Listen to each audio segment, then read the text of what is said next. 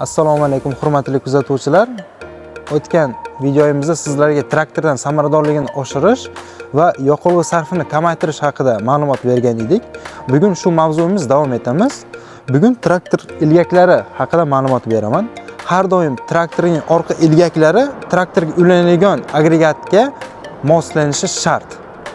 Tasavvur qiling, traktorning ilgaklari noto'g'ri sozlangan. Bu nima degani? Traktor plugni tekis emas, yonga tortadi. Bu traktorga ortiqcha yuk va samaradorligini yo'qotadi va qo'shimchasiga yana 10% yoqilg'ini ko'proq sarf qiladi.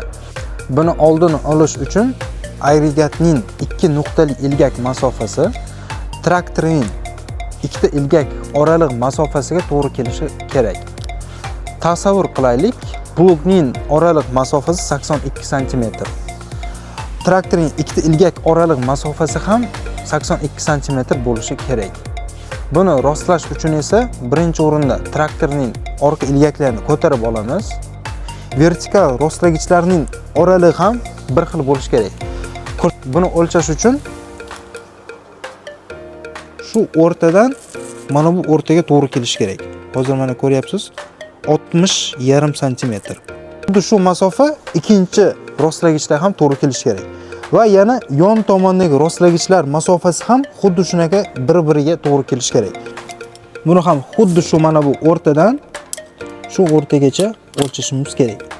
Shu ikkita tomondagi rostlagichlar masofasi to'g'ri kelishi kerak. Vertikal rostlagichlar to'g'ri kelishi kerak va orqa ilgaklar mos kelishi kerak. Bu ko'rib turgan markaziy ilgakni esa siz yer haydash jarayonida, plug haydash jarayonida chuqurligiga qarab rostlasangiz bo'ladi. Hurmatli kuzatuvchilar, videomiz sizga foydali bo'lgan bo'lsa, juda ham xursandmiz. Obuna bo'lishni unutmang va izohlarda o'zingizning fikringizni qoldiring. Oldinda sizlarni yanada qiziqarli ma'lumotlar kutyapti. Sog' va salomat bo'linglar.